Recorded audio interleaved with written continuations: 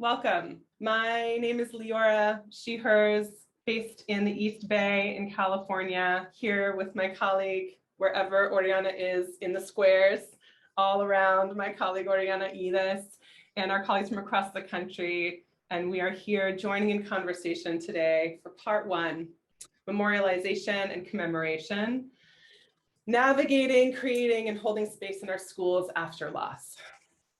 Always makes me exhale after I say that title. Navigating, creating, and holding space in our schools after loss. Welcome. We are here under the School Crisis Recovery and Renewal Project, and we're so grateful that you're taking time in your day to be a part of our conversation today. So welcome.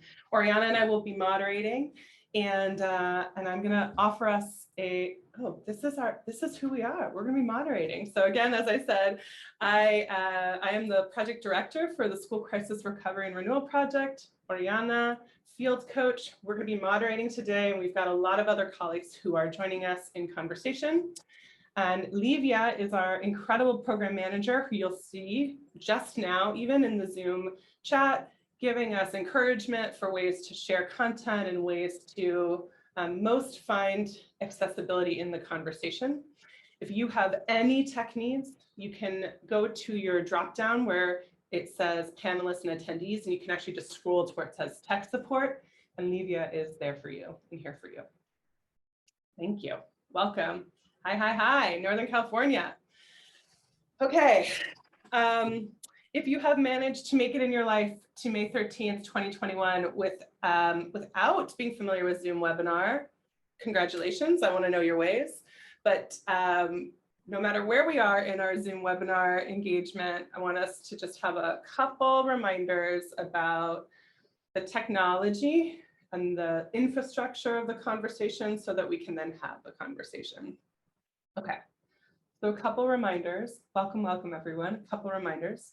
Everyone, all participants are muted and are off video. It's not because we don't want to hear you and we don't want to see you. We do. It's because for today, we want to center the voices and the conversation of the faculty. And next week during our dialogue, we'll get to see you and be in conversation if you join us for next week. So you can be walking during this conversation, you can be stretching, you can be cooking, you can be cleaning, you can be doing whatever you need to do for your body to feel like it can think and feel at the same time, because you'll be off camera and off mic.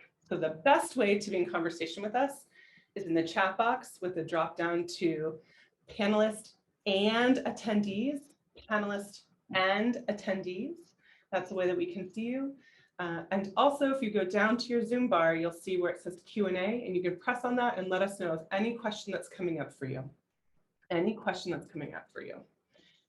Want to make sure that those of you, I know I'm a fast talker. I know that all of us, some of us really benefit from having closed captioning. So you can actually click on the CC on the bar, and there will be closed captioning transcript at the bottom for you to be able to track all the dialogue and all the words. If you have a resource or an idea or a way that you, a piece of knowledge capture, a toolkit, a guide that you've created in your community that contributes to anything that is brought up today, please feel free to mention it, link it into the chat, and we'll make sure that we capture all of them and that we're the holder and then provide to all of you. So please put, please welcome. We welcome your resources. Welcome, Amy. Good to see familiar folks. Wanted to center everyone's safety. So if at any point, myself, Livia, Oriana, if we're sensing that audio or visual is coming into our conversation that is not a part of our planned conversation, that's creating unsafety, we're going to close down the conversation. You'll get an email and we'll send you follow-up information. We are recording, so if you'd like to hear something again, if you would like to slow it down one more second, if you'd like to go back and do another listen, have us join you on a morning walk in the coming weeks, our recording will be posted on our event page in the next 2 weeks. And again, as I mentioned, we really hope that you put your generative reflections. I know this crew, I know Silb and Shay and Alex and V and Tiffany and Oriana, there are some very profound offerers that are with us this morning. A lot of folks who say things that make you go, ooh. So if you're having a whoo moment or a resonant moment, please do put that in the chat box. If that makes you feel more connected. If chat box gets too stimulating, forget about it. Stay focused. We're here for that. But make sure that anything you want everyone to see is in panelists and attendees. And as I said earlier, if you have specific tech support, please make sure to drop down to tech support so that Livia can support you. All right. Taking a breath. Good morning. Welcome again. Afternoon, wherever you are. Hi. Okay. So as we mentioned, today is part one of this two-part series. Today's focus is on discourse. So that is why we're having a flowed conversation. We're really hoping that it has you feel like we're all in a living room together with just folks vibing and in conversation. Next week, please join us for part two, which is discussion. And our staff and the faculty of today will be back next week so that we can really hear from each other and benefit from peer resourcing, peer witnessing, peer generation in this conversation, which is really big and tricky and necessary. If there is something that came up today that you would like more specific coaching, consulting, thought partnership with on a training, please make sure you can always let us know and give us a technical assistance request. It's the government term for coaching, consulting, and thought partnership and training, and we're happy to support you. And then really lastly, if you don't know us, don't follow us, please do join us on the socials, on the Facebook, Instagram, and Twitter. Super happy for you to tweet out your learnings today. That also makes us feel like, cool, if folks couldn't join us, they'd be able to learn from you, sending out that little flutter. All right. Some of you are new to us at SDRR, also known as SCR. It's not really known as that, but maybe in the next 5 years, it'll be known as that. We are the School Crisis Recovery and Renewal Project. We're a new National Child Traumatic Stress Network Category 2 site. So we're a national project that was launched last year. So we're actually together in our last month of year one. And we are focused, our real focus is centering educator and student experience in the what happens after a big thing happens in our school communities. That big thing could be a student death, a faculty death, it could be community experienced violence, it could be a natural disaster, human-made disaster. We really believe that crisis should be defined by the people for the people, and the way that we move through and experience the crisis and then live with the crisis thereafter should be defined by the people for the people. So that's part of why we're gathered here today to hear about memorialization and commemoration, because those are two, and I'll talk about this in a little bit, square, part of what it means to move in recovery and renewal. And of course, as Linda just said, there are nice words like prevention and post-prevention, which fit in our model of recovery and response are necessary, but also, readiness and response are necessary, but recovery and renewal, the what happens after the year, after the 3 years, after the 5 years, after the 10 years after, more, how do we make meaning of the lives that we're living in our school communities? We're grateful to be funded by the Substance Abuse and Mental Health Administration, and we want to note that anything that we say and anything that our panelists say in this session is their opinion and their opinions only, and our opinions and our opinions only. Okay, with that, I am going to hand it to Oriana to offer us a settling practice so that we can be here and be with each other. Thank you, Oriana, and welcome again. Yes, thank you. Beautiful, Leora. So acknowledging wherever we're at in our day, I want to invite us to, at our own pace, just take a few deep cleansing breaths. Settle into your posture in a manner that feels comfortable for you, not laborious or off balance. And if you feel All right, in doing so, I invite you to close your eyes or lower your gaze.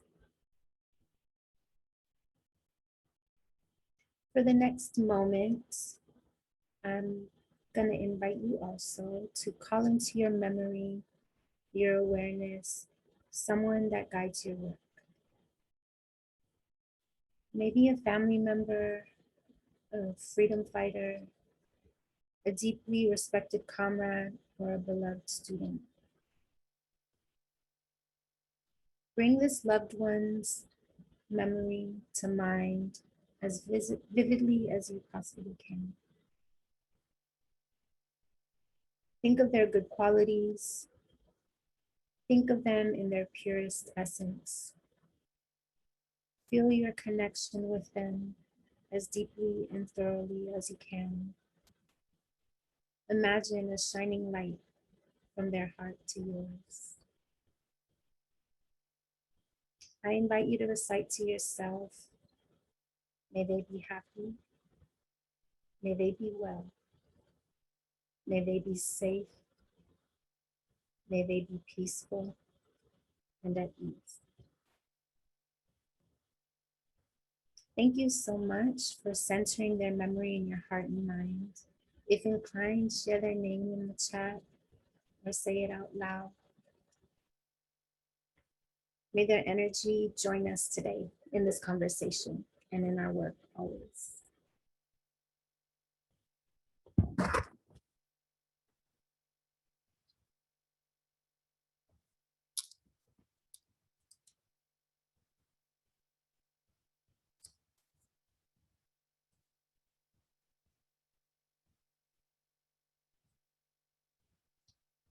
Thank you.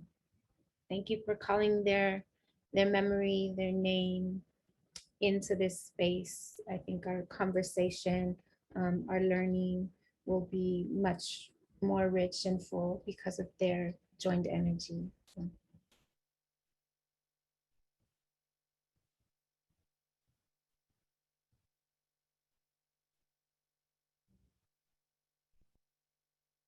I'm reading their names to myself out loud as they're coming in the chat. I'm holding their names in my heart. Thank you.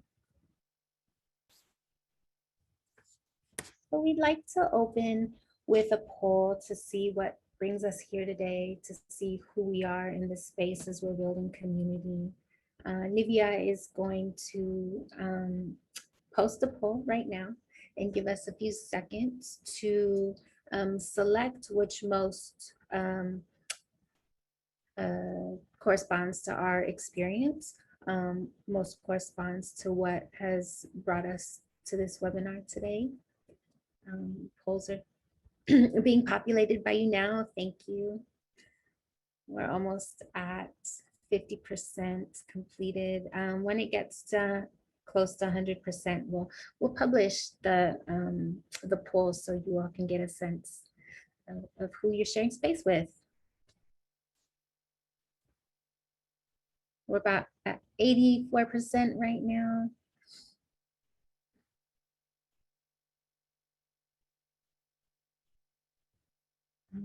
Maybe wait 5 more seconds.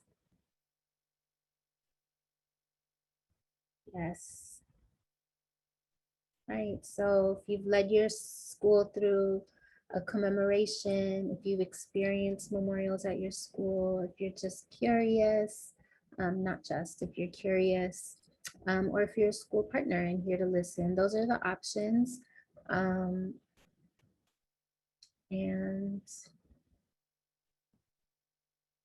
maybe we can post the poll now. Lovely. So I hope folks can see this, but the majority, slight majority of who we're sharing space with right now showed up because they're curious about how to approach memorialization and commemoration in schools. So thank you for that. I'm gonna hand it back over to Leora. I am muted and I'm not muted anymore. Thank you, Oriana. I'm gonna try and thank you. We're managing Lots of things, lots of things. Okay. Great. So this poll really just wants to hang out in the screen. Okay, This the guy. poll really was very excited about being so polly. Cool, thank you. Thank you for being here. And also, I just wanted to note that so many of you are here because of curiosity. You're here out of curiosity. So that's a good thing for our panelists, for all of us to sit with, that we are here because as we think about why today, that the idea of memorialization and commemoration is really complicated work. It's really complicated work, not only in our own personal lives with our personal loss, but in school communities. So memorialization, which is this idea of how we create a space and place to literally and physically, sometimes through ritual, sometimes through nature, sometimes through something that we physically see that reminds us that something has happened, that holds memory. And the purpose of memorialization is to not only honor what has happened, but to invite us into accountability in the memory, which is a really interesting practice, right? When we have murals, when we have plants that are dedicated, when we have benches, when we have ways of ritual of returning, that actually that practice is inviting us to go back to a place that felt big and probably might still feel big around a season, and create structured witnessing, create structural witnessing. Becky Hawes says that trauma is running around the world trying to find a witness. And so memorialization and commemoration is a way that we can do that in community. And I want to name that there are some, definitely some, both associations and organizations, and many of you who have your way of memorializing and commemorating, guidelines for specific types of death events, guidelines for specific types of loss. Because all of you are here out of curiosity, we want to think about this in a potentially broader way. What has it been and what could it be and what does it need to be, from both for all and also especially for some.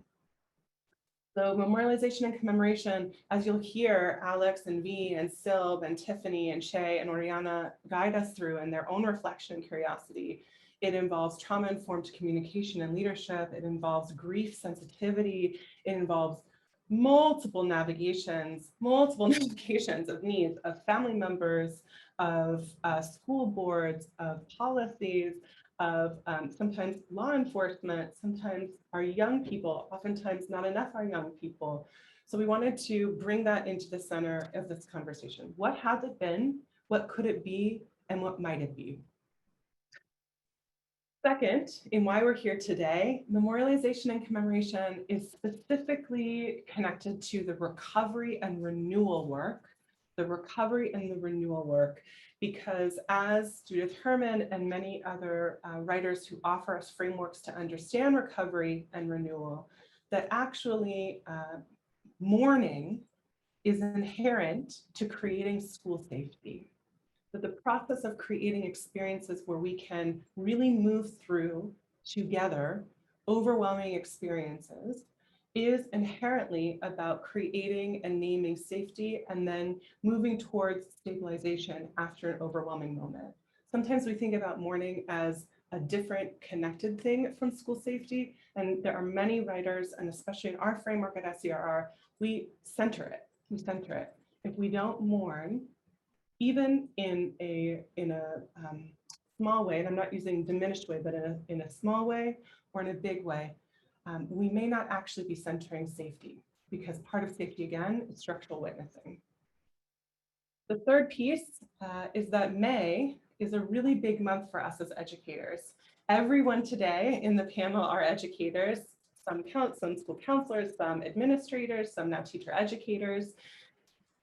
We really want to name that May is a really big month. And I will say, as a former teacher, I think I'm going to look at Oriana for verve, and I'm curious in the chat box, that May is definitely a time where we tend to have a lot of our young people experience loss. And it could be loss or transition from graduations. It could be loss or transition because the college and career world sometimes brings up a lot of stuff for our young people, and etc. May is a big month. And also, as we said in our invitation, we want to just mark that May next week on the 25th is a mark of a national experience of witnessing death. And so of George Floyd's murder. And then the last piece is that May is also a time of transition for all of us right now in this moment of closing out a really big year. So the way that we memorialize and commemorate, creating the space for memorialization is really necessary in this moment. And then the very last piece, and you've heard me say this, is because we fervently believe, and I think we and all of you do because you're joining us, that lived experience matters. That's why we're centering the voices and experiences of educators today, that we need to witness and be witnessed.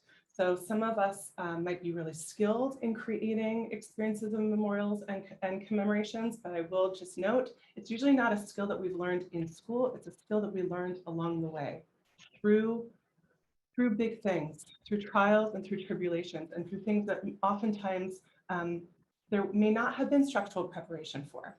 There may not have been structural preparation for. So that's why we're having this conversation. Okay.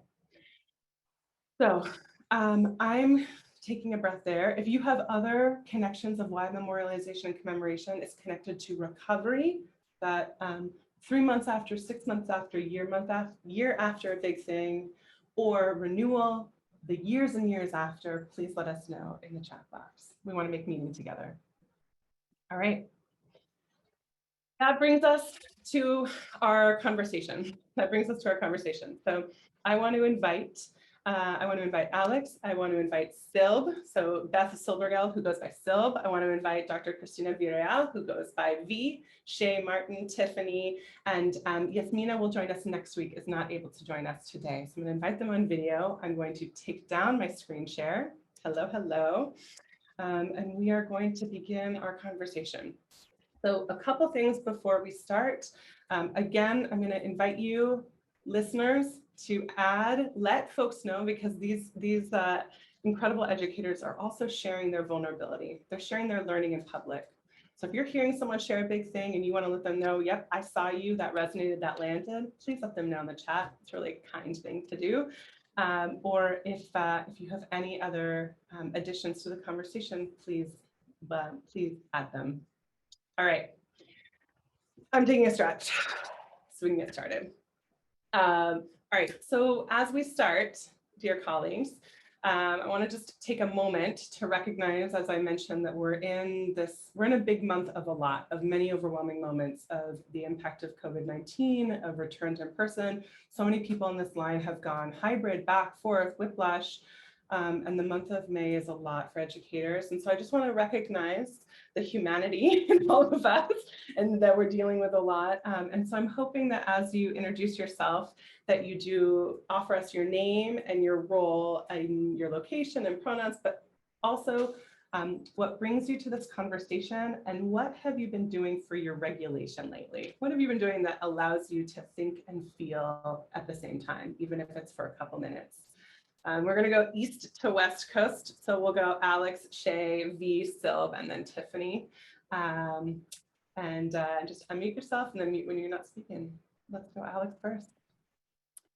So I think technically Shay is like a little bit further east than me, but I'll start anyway. So I'm Alex Vanette. I live in Winooski, Vermont, which is in the northwest corner of Vermont outside of Burlington. I am an educator. I teach at the community college level and graduate level, and previously was a teacher and teacher leader at an alternative therapeutic middle and high school. And I use she and her pronouns. And what I'm doing lately is I'm doing a lot of self-soothing, playing Stardew Valley. Shout out any Stardew Valley players, but just finding those moments to like unplug my brain a little bit and just like totally go into a game has been really soothing to me lately. So I looked on the map and Alex is right. Technically, I am a little bit more east than she is, but I wouldn't have known anyway. Hello, I am Shay Wesley Martin. My pronouns are they, them. I am located in the southwest corner of Vermont in Wilmington, in the middle of nowhere, basically. I like to call myself a freelance educator. So I don't have a classroom, but I run a couple of groups for youth and adults focused on forming community and healing during this time. What else? Oh, lately I have been playing basketball. Also, my wife and I started a walking club in our small town. It only has 2 members. It's just us, but we're getting t-shirts. And also just aimlessly scrolling on Pinterest for home design things, because I feel like if I can't go anywhere, I'm definitely going to make my space comfortable.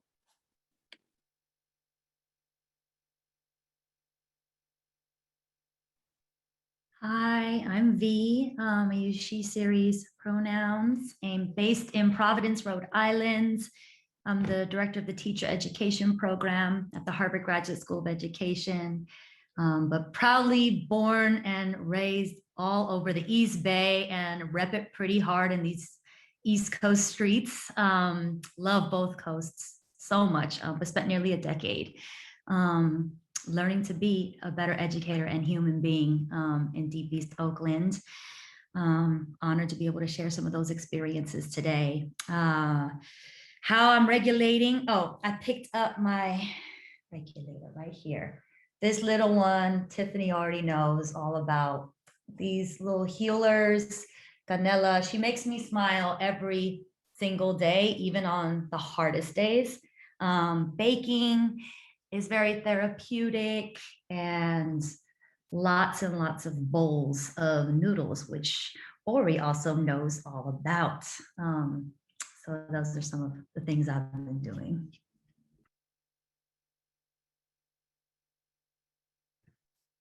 Good morning, y'all. I'm Beth Silvergeld, go by Silb, as you've heard.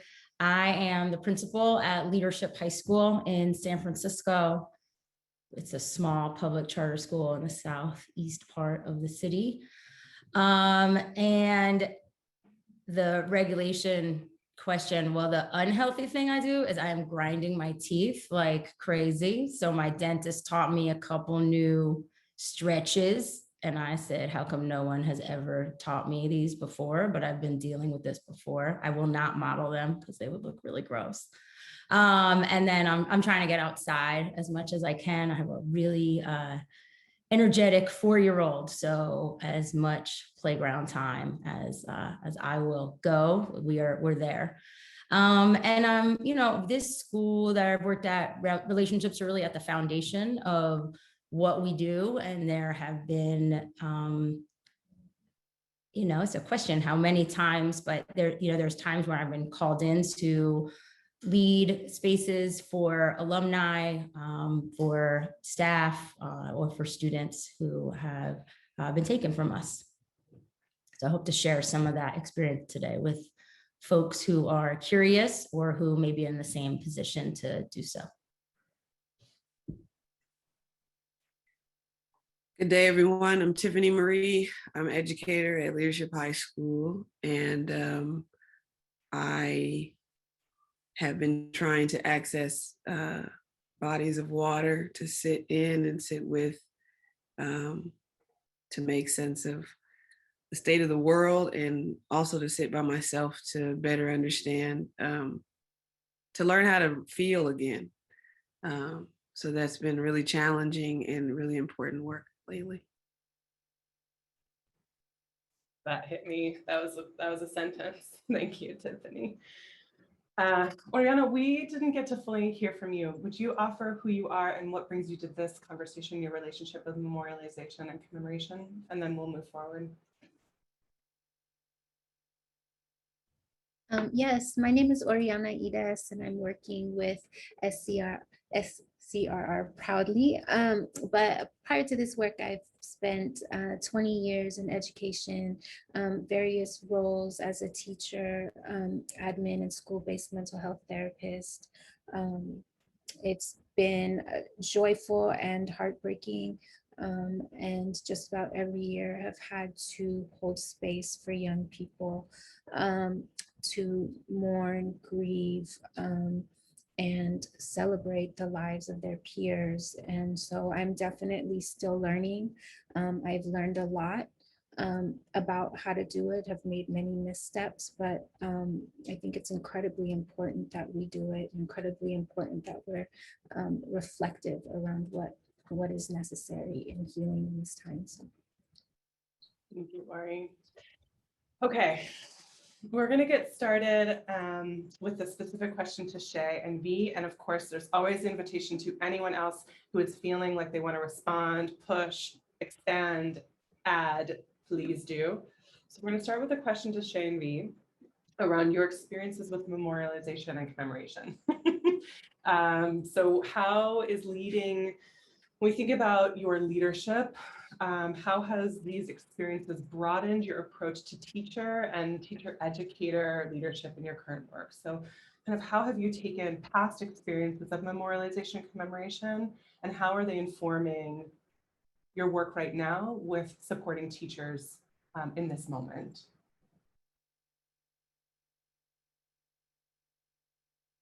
Shay, do you want to go first? Sure. So I think when I think about like my work,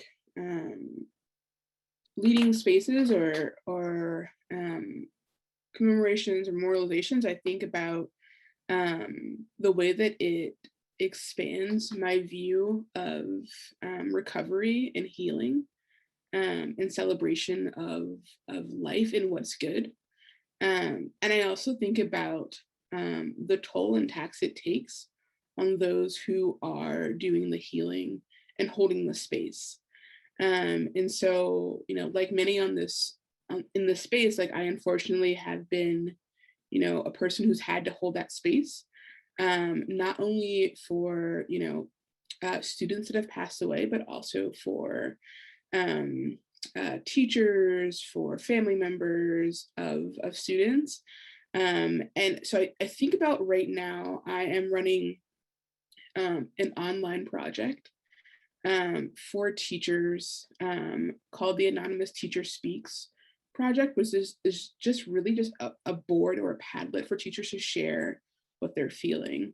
And I think it's interesting because I think when you create these spaces, you have your own intentions in mind, right? I think when we are creating spaces, we always are wanting to hold space, but we always have like some idea of what will happen in the space, right? And something that I've learned this year and over the past, you know, few years of doing this work is that you can never predict what's going to happen in that space, no matter of training or experiences or like brainstorming beforehand can fully prepare you for what can happen in the space. And so for me, I think something that I've been really focused on is allowing space for what may happen, even if I have, you know, these like grandiose plans, but then also putting in these modes of accountability for myself to take care, to be able to like regulate, to figure out like, okay, like I'm holding the space, I'm helping others hold the space.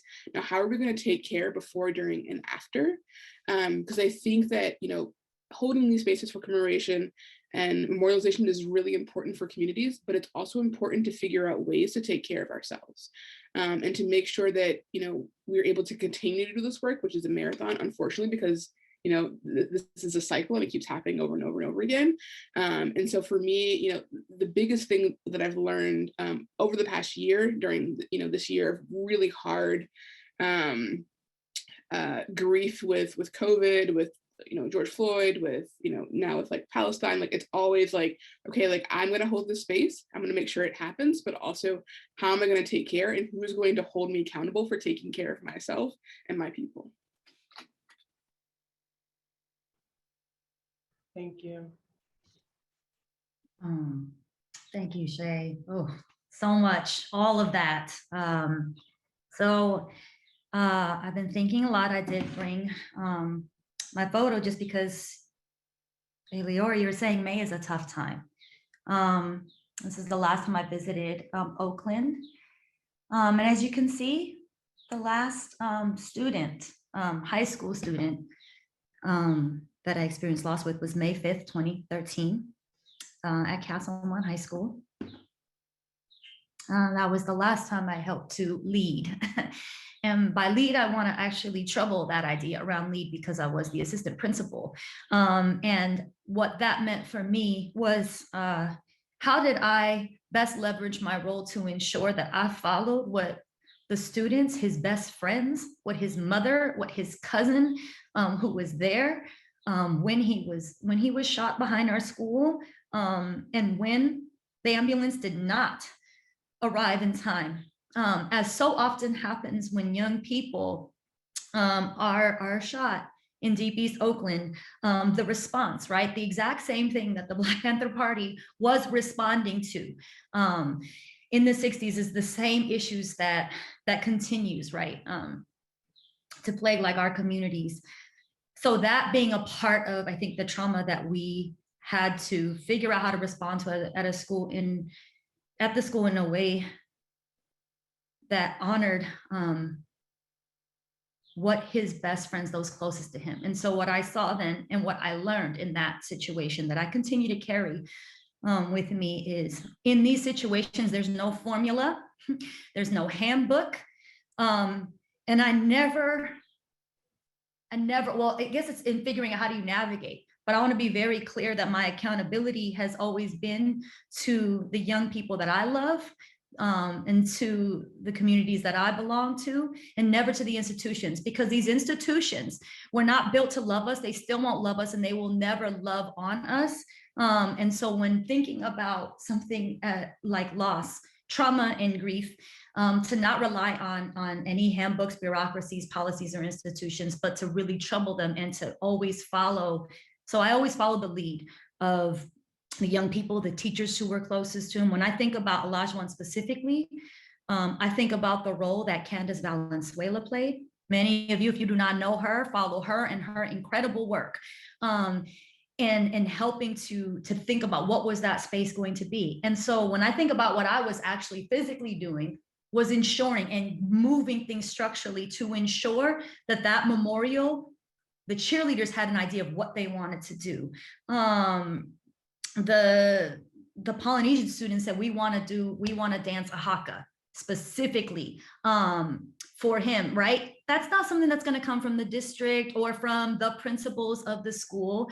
Our job was to ensure, I think our role and our responsibility was to ensure that they were able to honor him and continue. And so every time I go home, I always go with one of his best friends to visit, to pay respects and to show love. And I've carried that into when I experienced my first loss in higher ed, when one of my students, Mayori, was killed instantly in a car accident, flying back from California.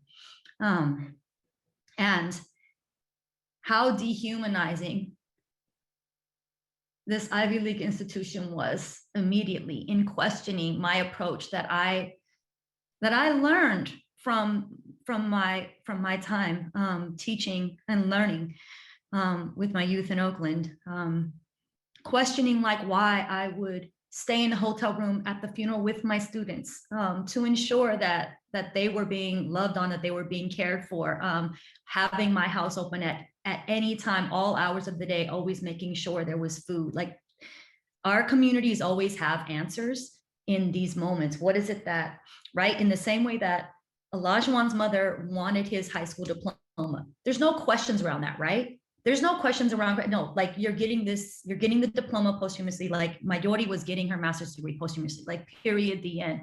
There are sometimes those things that can be as small and as big as they need to. And so those are some of the lessons that I continue to carry in terms of who I feel accountable and remember who I'm accountable to and who I'm not. Thank you, V. Thank you, Shay. I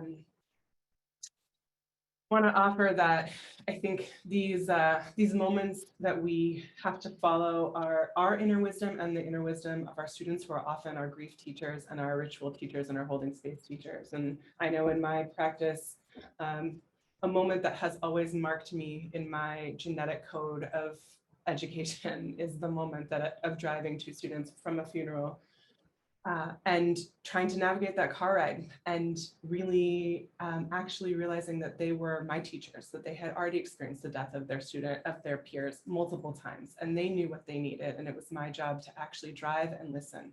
That's it, drive and listen. So thank you.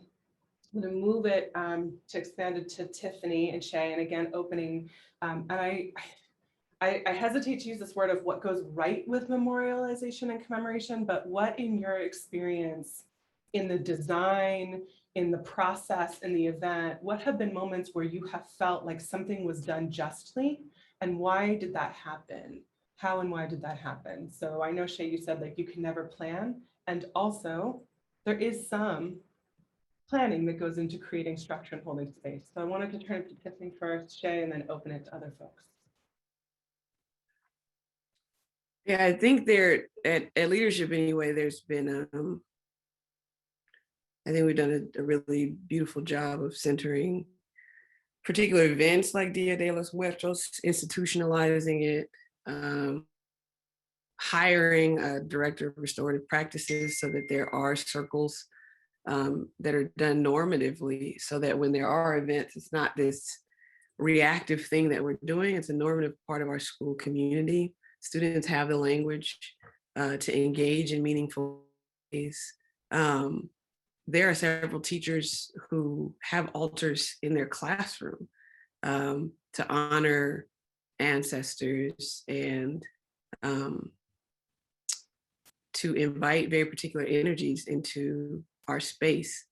And I think one of the harder ones that I believe in this grief work particularly is acknowledging, which may seem like such a right turn, but is acknowledging school as a site of loss in general and as a site of death, and acknowledging the histories of very literal violence and the loss that we have experienced, that Indigenous people have experienced in schools.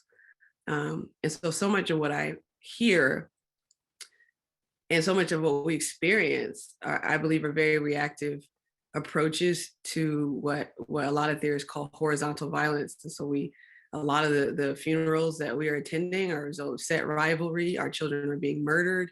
It's very specific forms of violence often that permeate our school communities that we're responding to. But what I've seen right in particular communities is an engagement of what folks also call vertical forms of violence. The types of white supremacy, settler colonialism, concentrated poverty that are the cause of what we are constantly grieving. And so in that approach, in that framework of engaging both, Robin Wall Kimmerer says that grief and grieving is the settlers as well. And so what we've shared in previous meetings is that there's probably been too much focus and attention on very particular bodies doing the grieving, leading these processes, and not enough of those who are benefiting greatly from vertical forms of violence who are doing that grief work. And so where I've seen it done well is there's an engagement of both. And there's a norming of language around grief, language around loss, and acknowledgement of us working in grave sites every day. And then what it means to hold, and it's been mentioned already, space for accountability for other folks to join into that grieving themselves.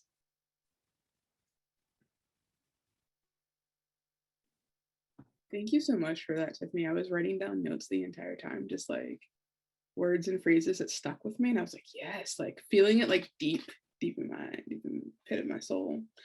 So when I think about, what goes right or what seems like, a just moment, I think about what Tiffany said about, naming and acknowledging that sometimes schools can be spaces of grief or of violence that are unsafe. And so thinking about, if I am in a space like this, how can I ensure, right, that what I am doing and what will happen will seem or feel safe to students.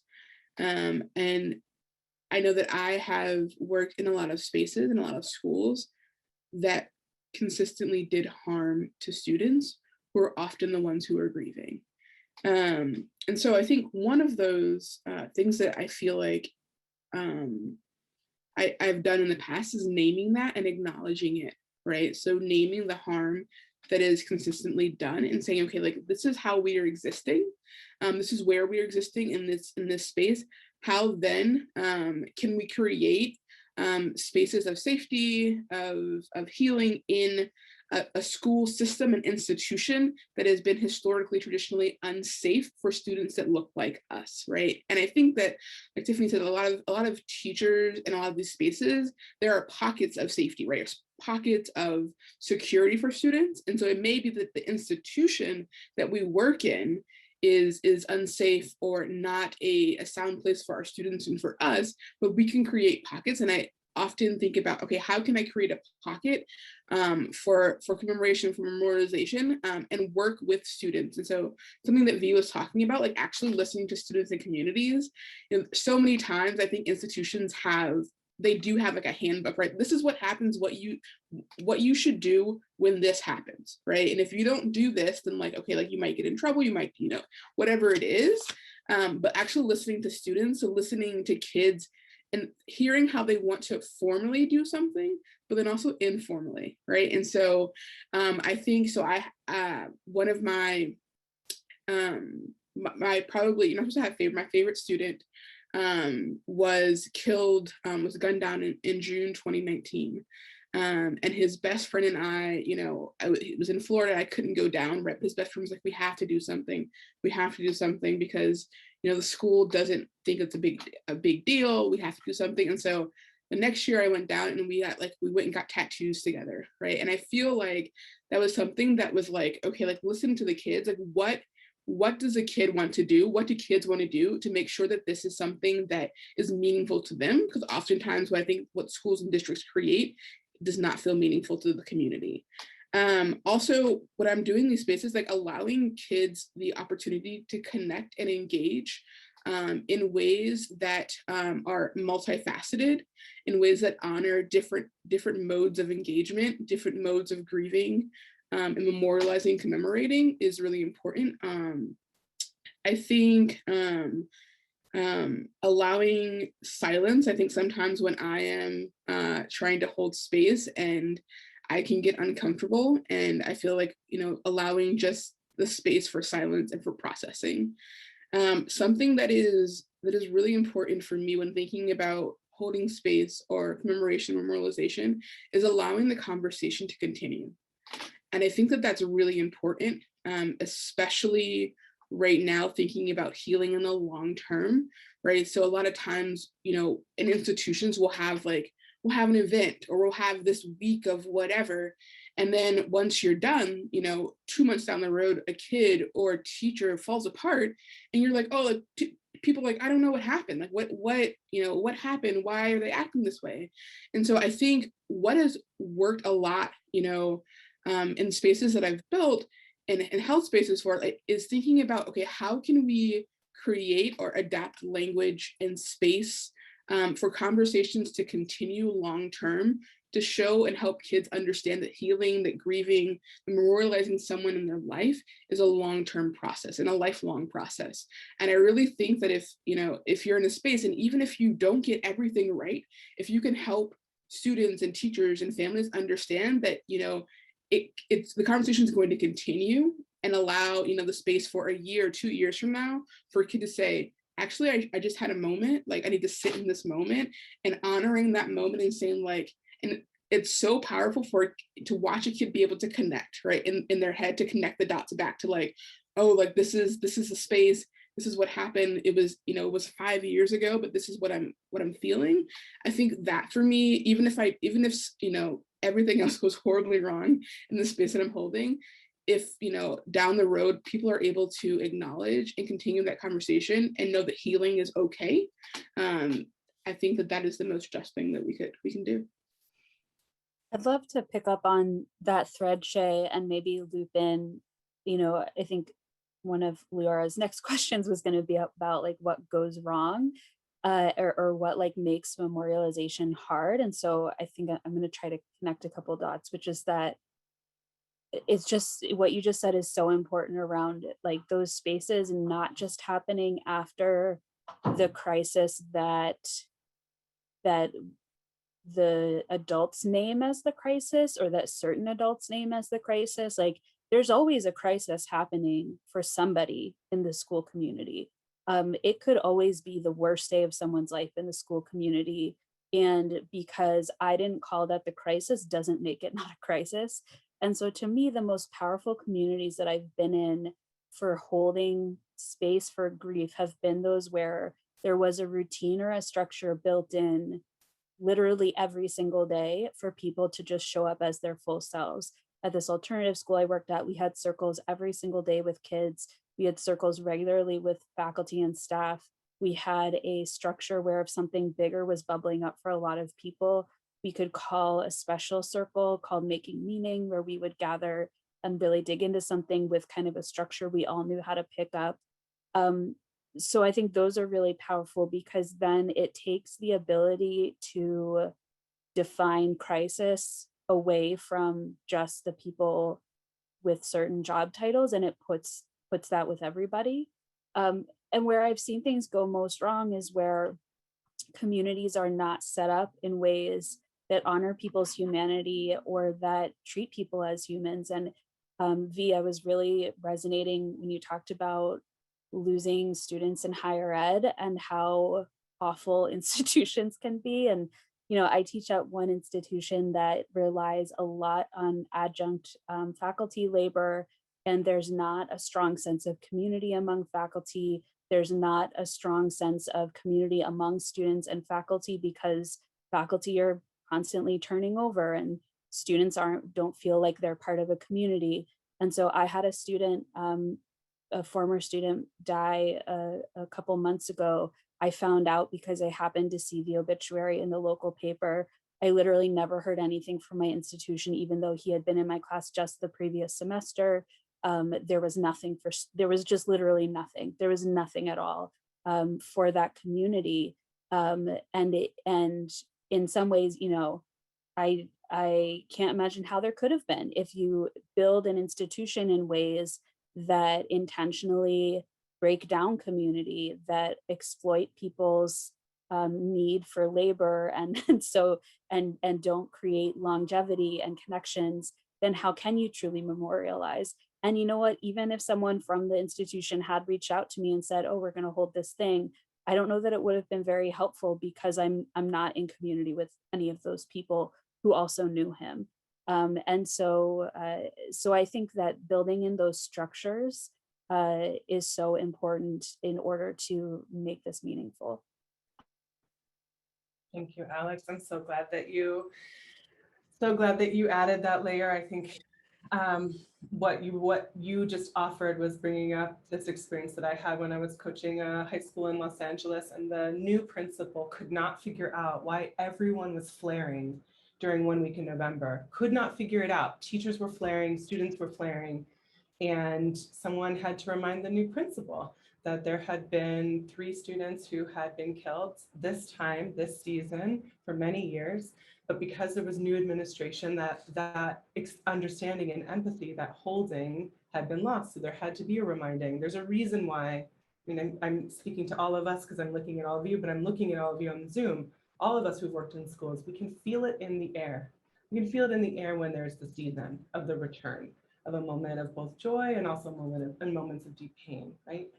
So I appreciate you for naming that. I appreciate Shay also for naming the moment of silence. I think there was a colleague of mine who worked at a school who had a moment of silence held, not just moment, elongated moments of silence where the whole school community stood and held, no matter who it was, not naming necessarily a specific person, but all of the collective loss, just to hold that space.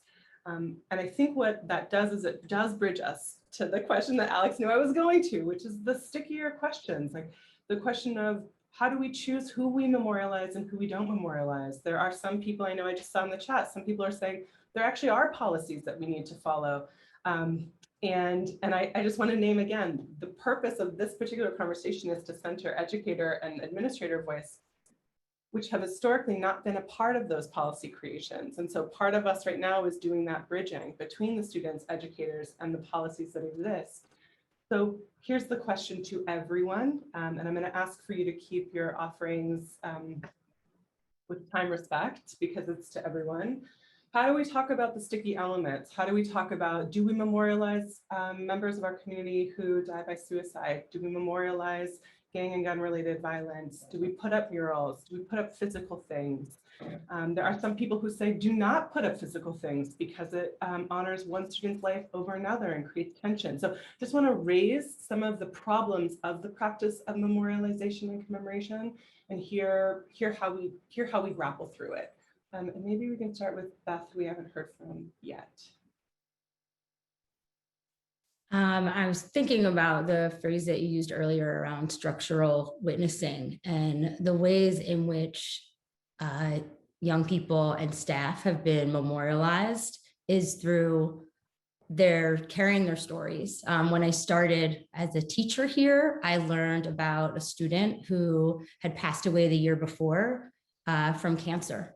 And so it was very visible.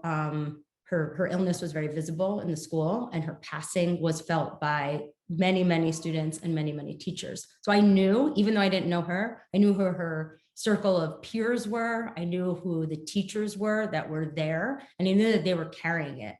And we've used professional development and story sharing to really center the folks that we've lost. And make sure that when people are coming in, they know their names. We use them to talk about who they were in the school, our failures to meet their needs, to name them as readers, as scholars, as people who brought great joy. And that leaves aside the cause of their death. And really just make sure that they're held. I think that's hard when there's turnover, if that's the methodology to memorialize folks, then as there is turnover and as there is distance created between who knew those people intimately and who loved them and hearing, I smiled when Shay said it was my favorite kid, right? And there is that piece. So when the person leaves who really held that person so close, who's going to carry that voice and the memorialization on? So we don't have physical markers. We don't have murals. Like Tiff said, folks do things in their classroom to honor ancestors, but we don't have murals, and we don't have trees or stones. We've thought about it. I'll also say there's cost involved. I hate to be that person. But I think that's a piece is, at what point do we say we are going to invest in this and then the upkeep of it and figuring out what's the long-term decision-making around keeping that stuff up. I just wanted to jump in, and I was going to address something that I saw in the chat about best practices. And for me, whenever I see best practices, I also want us to acknowledge best practices by and for whom, and thinking about what voices are included and erased in creating those best practices, and thinking about how those best practices show up in communities where trauma and grief is an everyday occurrence, and trauma and grief is so deeply ingrained in one's existence that it feels like it is one's existence only. And so I think that when we're talking about this, right, there's like so much nuance, and that's why we're having the discussion. But I think a lot of times when you see a lot of best practices, or you see like these are the guidelines for doing whatever, a lot of times community, family, student, teacher, educator, administrator voices aren't taken into consideration. And like Philip said, like a lot of times, like there's so much turnover that I'm wondering also, like, are they being updated? Are the best practices that were established, in 2019? It's now 2021 and we're in a pandemic, right? How have we shifted since then? And so just thinking about like, are they responsive, and are they inclusive? Do they center the voices on the margins of voices that are living and grappling with that grief and trauma and death every single day? Thank you, Shay. I was thinking of that too, in terms when I see best practices, but also when I see, and I wanted to clarify earlier, because I saw that, Leora, I saw the same question or in the chat around, there are guidelines and policies, and I want to clarify. I wasn't saying completely blow them off. I was saying that my role in a leadership role, I have a responsibility to follow the guidance, the wisdom of the community that I am there to serve and be in solidarity with, and to see, and if that is in conflict with the policies that are in place, then my job is to navigate and or disrupt or dismantle, interrupt, or possibly help to change those policies, right?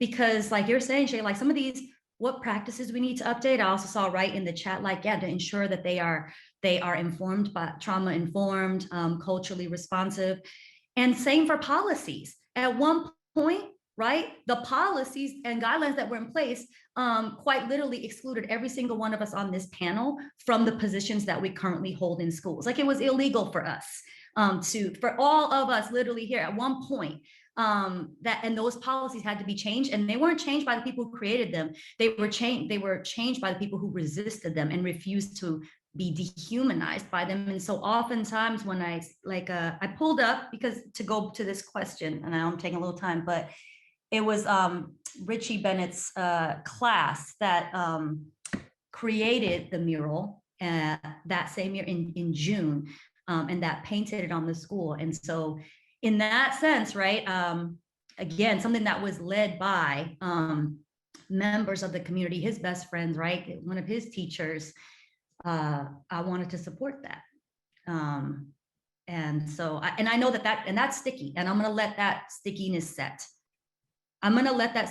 Because, right, Olajuwon's face is still up there at Castlemont, and that is important to our community. Am I saying that means his life is more important?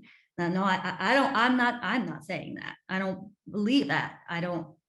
However, if that is what his community wanted at that time, and they led that, and they found and created opportunities for the resources to memorialize him in a way that felt authentic and that honored their grief and their mourning. I don't know, who was I to stand in the way of that? Okay, so also the reminder, and I think this is great to bring to our next week to our discussion of the differences between policies and shared agreements.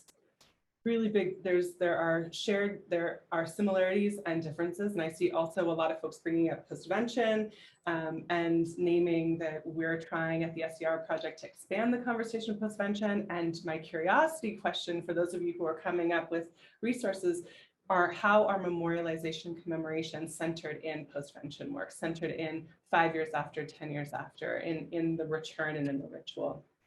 So I'm going to move us right now. I know that I'm going to move us right now to a question around to Tiffany, to V. We've been having these conversations around how do we both partner with students and also partnering with families and communities. I know you've given examples before, but I'm curious if either both of you or more, if we can actually have a dedicated time to talk about what does it look like to co-create memorials or the commemoration ritual with families, with communities, and with students in our practice.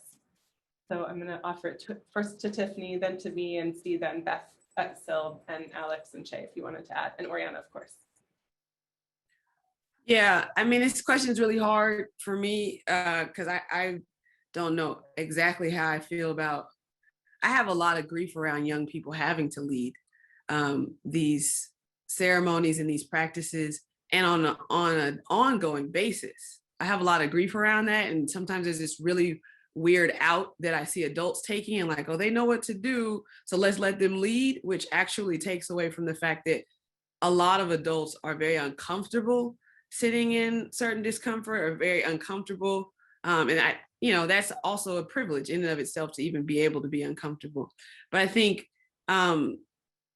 what's also really important to note is that most, if not all of our communities in our indigenous practices have best practice around how to show up for each other during times of loss.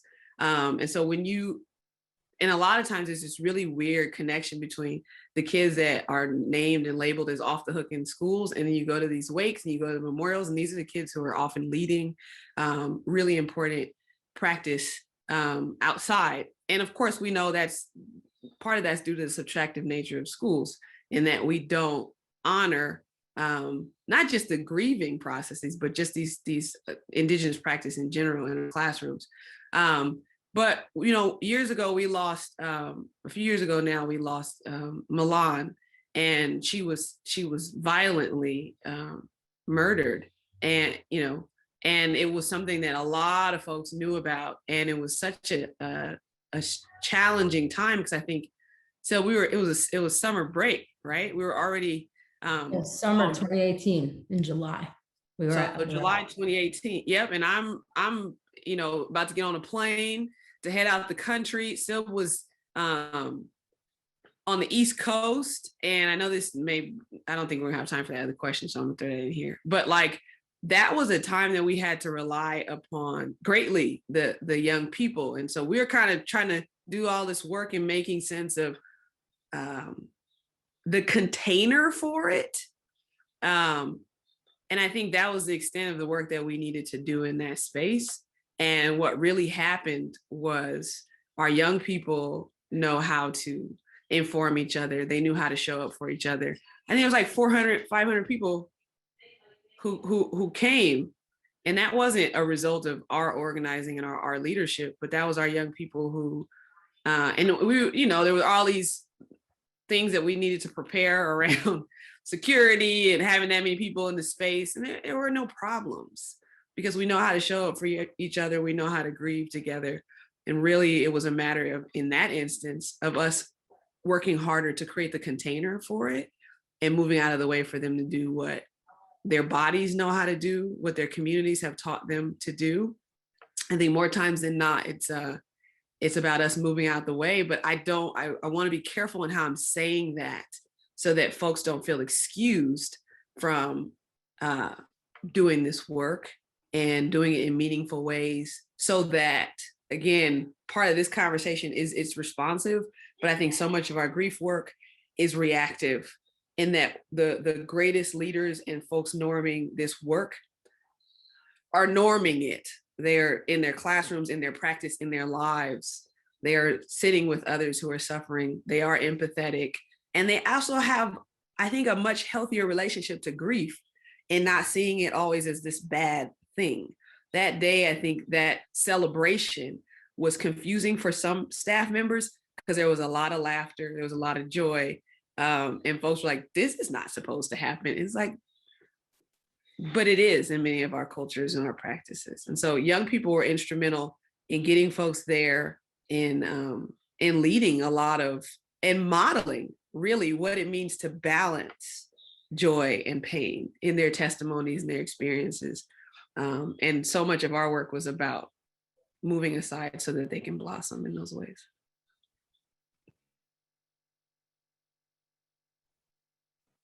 Okay, I'm actually going to pause us, because I think that's a really powerful pause moment to also note that commemorations and memorializations can actually feel very joyful, can feel very celebratory, and can feel very laughful. And that's oftentimes not what we think of when we think of memorialization and commemoration. And so thank you for naming that. I want to open it. Shay, I know that I had mentioned bringing you in to talk about partnership with students. Just wanted to check, does anyone else want to add anything about tips or tricks in the most non-reductive way of partnering with students and families and students in memorials and commemorations? We're going to ask, I have one more question then for all of you, and then we're going to move it to Q&A. Sylvie, you might have something to add here too. Well, just saying that, just recognizing that Instagram will often inform people that someone has passed, and that adults, depending on what networks we're a part of, we might get the, is this for real text, right? And with a screenshot. And that's and then it becomes our work to either reach out to the family. In Milan's brutal murder, her mother was murdered with her. That was my first phone call until I learned that Rose was gone too.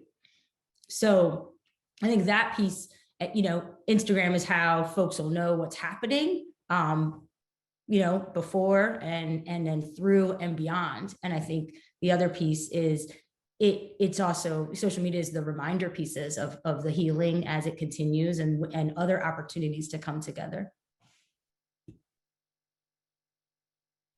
Can I also say, in my experience, I've always consulted with family and considered them and their needs, but it can be a really important and powerful time for them to just show up.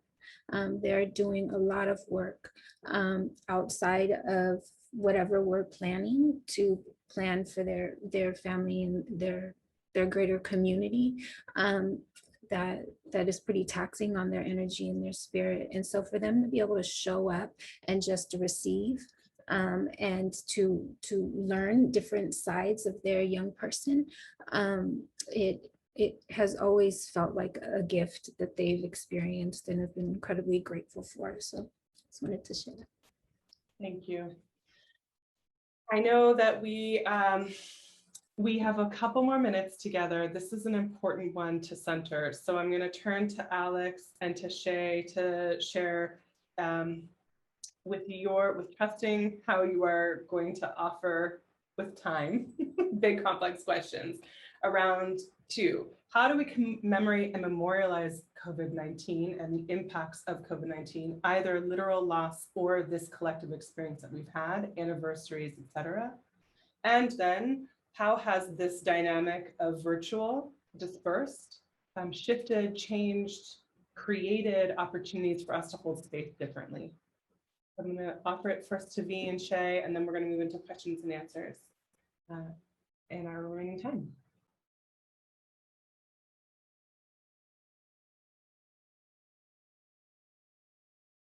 Alex, I said V and Shay. I didn't mean that. I meant Alex and Shay.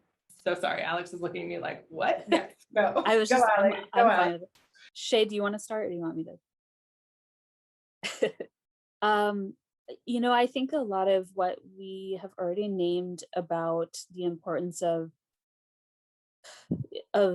not defining the crisis ourselves, about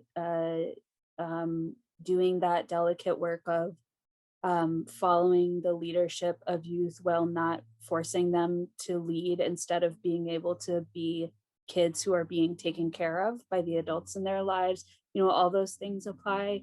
But I think that it's just so, to me, with COVID-19, it's just so important to recognize that truth that like grief is grief, but not all grief is the same. And you can't collapse this complexity into one thing. And that, as people do memorials about COVID-19 or things like that, I mean, some people literally lost, their family members died, their loved ones died. Some people are grieving more abstractly about experiences that didn't happen or changes to their lives. And the tricky thing is, right, that like both of those types of grief are valid. They're both really valid, and they are not the same experience. And those two people grieving are probably not going to have their needs met in the same way. And so I just really urge people to be so cautious about sweeping statements, about saying things like back to normal, about saying, oh, well, that happened and now we're all moving, right? Someone whose family member died, like there is no more normal. That doesn't exist as a concept anymore. And so to just really hold that complexity and hold, like, just don't collapse it all into one thing, I think is the thing that I would most want people to know as they go forward. Yeah, I really agree with Alex in this idea that I think, when the pandemic first started, we were like, oh, like, we're gonna we're gonna hold a memorial or something at the, like, when we're all back together, right? And then it just kept getting heavier and heavier and heavier, right? And as Alex said, like, just because we were living, you know, in a pandemic with COVID-19 does not mean that like the rest of the world has stopped, right? And so other people are grieving different things. And I think a lot of times, right, like we try to lump everything together and we try to say like, hey, like we're all gonna, you know, talk about, you know, the things that we've lost or we've missed during this time. And I think that one, it can start this like weird Olympics of like, oh, like I did this or I lost this or I lost this more, and that, you know, whatever it is. Or it can make people feel like, well, everyone just thinks that their grief is as bad, you know, as bad as mine or better, worse than mine. I think that grieving during this time and trying to hold space during this time and has been interesting only because I think that it's provided a lot of opportunities for people to connect across lines of difference who are in different communities, right? And so I think a lot of times when we're grieving, we're trying to hold space, we are not limited, but we kind of do it in insular fashion, like in the community here, right? Whereas, you know, online, I've been able to create spaces with like Black educators around the country, right? And people have opted into that because of this like, isolation. But I also think in the same way, right, isolation has been difficult. And so we've been having to figure out ways to be, to dream beyond what we know, to create spaces and hold those spaces. Yeah, and I think something that, you know, Alex hit really that sat with me was like this idea of back to normal. One, like normal was oppressive for so many people, but also like two, like what does back to normal mean when you have missed a year, when you've lost a loved one, especially if you've lost a loved one not due to COVID-19, right? Like I think that is something that we need to name, that like people have been dying and losing a lot of things throughout the year, and it has been life-changing, and it's not directly related to the pandemic. And so how do we hold space for that is something that I think we have to reckon with and reconcile with as we move forward. Okay, thank you, Shay. All right, I am turning it to Oriana to lead us through some Q&A. We're getting some good ones to us as panelists, so thank you. And knowing that our time together today has boundary, but that's why we also have next week for discussion, for us to be able, with the same folks who you're listening to now, to come back next week and learn from each other and from them. So just wanting to expect and accept a lack of closure today and inviting you to next week. Oriana. Yes. All right. So I'm going to try to weave in a few questions that came up in the Q&A and a really powerful question that came up in the chat, just for the interest of time. And so this is acknowledging that loss triggers loss, and that our grief is not linear, and that you know, our young people and staff have varied needs depending on their internal resources and their external networks of support.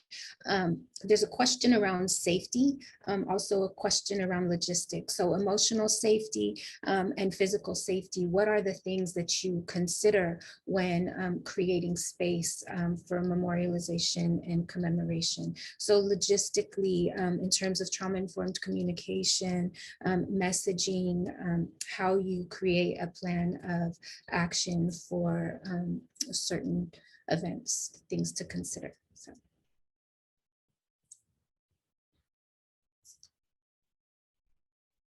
Maybe Tiffany can go first.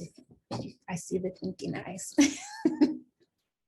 I was thinking to not repeat myself, but I feel like I need to repeat myself. Right. And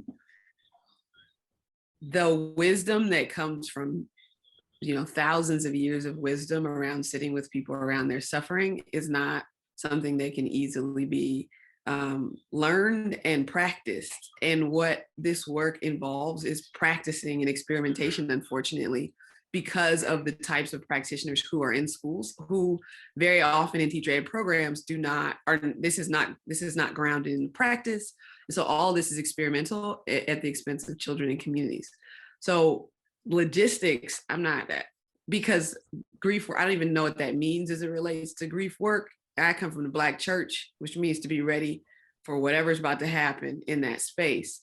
And so as it relates to grief and memorials. And so why my eyes went that way is I was thinking about what it means to norm the study of grief work, what it means to norm the practice of acknowledging suffering, of being accountable to other people's pain, so that we're not experimenting, and to have, whether that's as practitioners, so that that's deeply embedded in the work. You know, V's doing work in teacher ed, I'm doing work in teacher ed, but for that to be a national project. But I think for that to even be taken seriously, the country as a whole has to acknowledge what it has done. So we've got a long way to get there.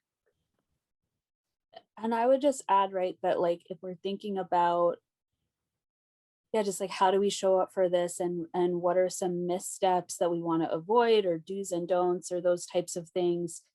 It's really so essential for adults in the school to I just love how you said that, Tiffany, of make a study of it, right? And to get comfortable with it. And, you know, it just in my own personal experience, when my mother died 2 years ago, I just really was stunned by how little how do I want to say this? How much I avoided ever thinking about death and grief prior to that.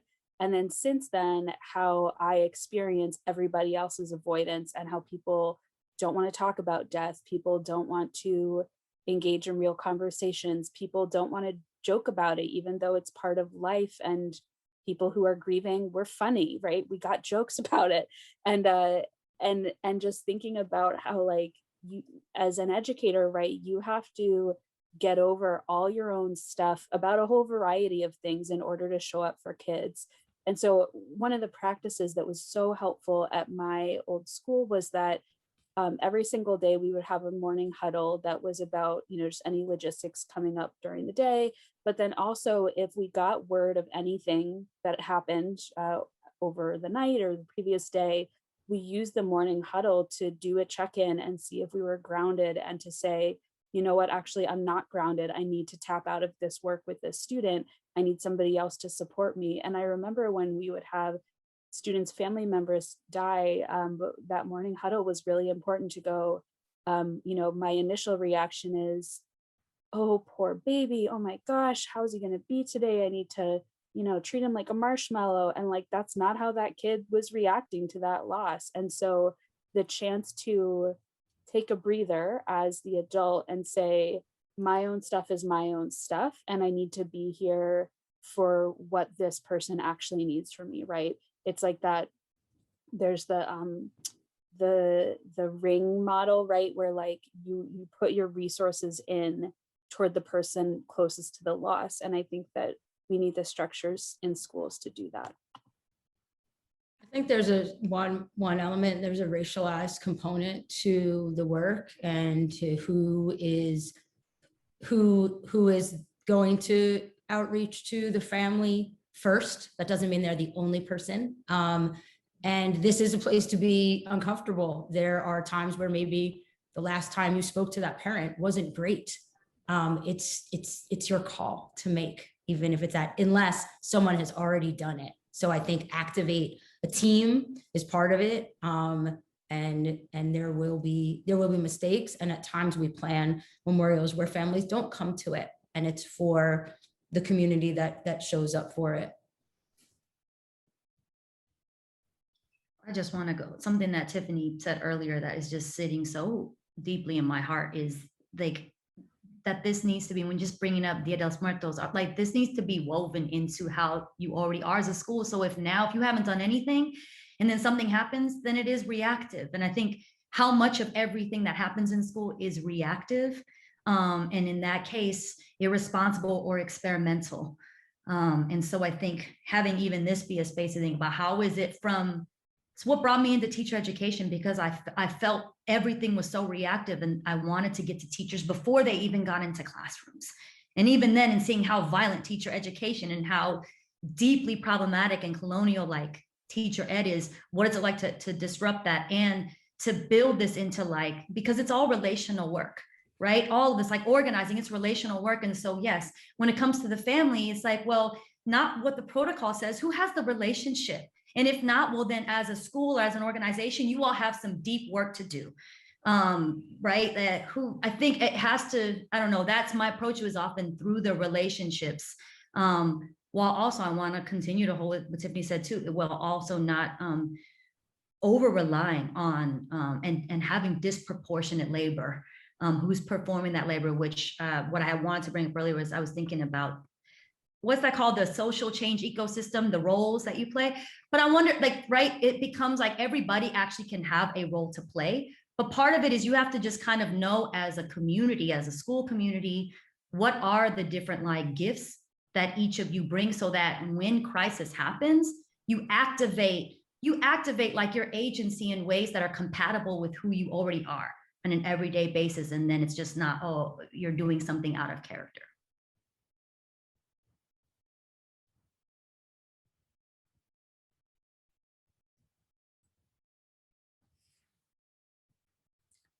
Wow. This has been such a beautiful and rich conversation, and sadly we need to transition out for today, but please, please, please, before I go into the closing, if you have to jump off sooner, please join us next week, same day, same time, for a continuation of this conversation and even deeper delve into the topics that we're discussing, the complexities of holding space. I'm going to go through some closing slides that are really important, but I invite you to, in the chat, please share an offering, something you heard today that you want to hold on to, something that is still resonating, burning into your heart based on what was shared.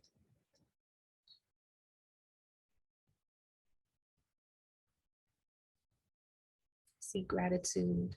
Thank you.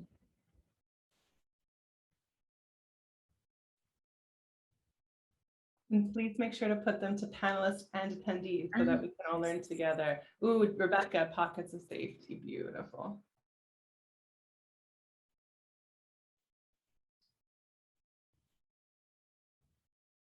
Following the leadership of young people without forcing them to lead when they really need to be held. Yes, so incredibly important. Allowing the community some autonomy to decide what crisis is, and there be space for people to continue their grief beyond the immediate. To listen more, pockets of safety, moving from reactive to proactive trauma-informed work. This one is so beautiful, Amy, knowing the gifts of each member of the team so that you can activate those gifts in time of crisis.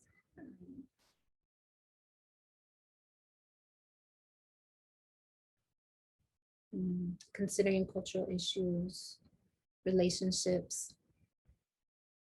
Thank you. So we want to offer a few ways to continue work with us in looking ahead. So please, please, please join us again next week. Tell a friend, bring them along.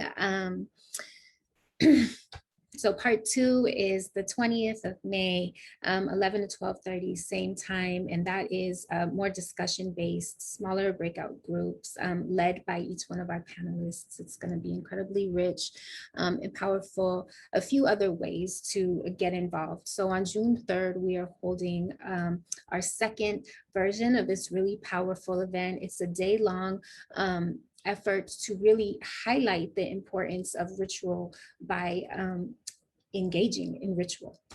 So it will be a space that is restorative, regenerative for educators, for school-based mental health workers, for leaders to come and be held yourself. And in doing that, learning viscerally how to hold space for the young people and staff that you hold or lead. So we really enjoy love you to join us for that. That's June 3rd, 9:30 to 3:30. Some incredibly powerful artists are going to be holding space, trauma-informed, evidence-based, community-held practices on that day. And then in the center of that same day, we're holding a listening session for educators to talk about what your experience this year has been, with some hindsight now, reflection towards the end of the year. What have you learned about yourself, about your practice, about the work that you're doing? What do you still need? What are your hopes? What are you reimagining for your practice as you move into the next year? So that's a listening in session. Also June 3rd, that's the center of the day. And so please join us for both of those things. We would love to hear your feedback. It's been great to see it in the chat, but please take a few minutes to complete the survey that Livia is sharing in the chat. You'll also get, I believe, it's somewhere else as well.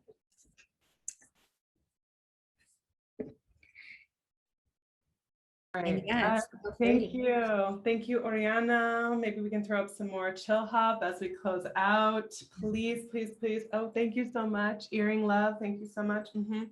A huge thank you to Sil and Shay and Alex and V and Tiffany. Yasmina will be with us next week. Big gratitude to Livia for managing the tech. Oriana for being one of the most full blessings of a co-partner in this. And we're really grateful for the amount of curiosity that all of you sat in. Curiosity over analysis. This is the work. This is the work. So thank you all. We wish you the next moment of your lives full of hydration and sustenance and stretch.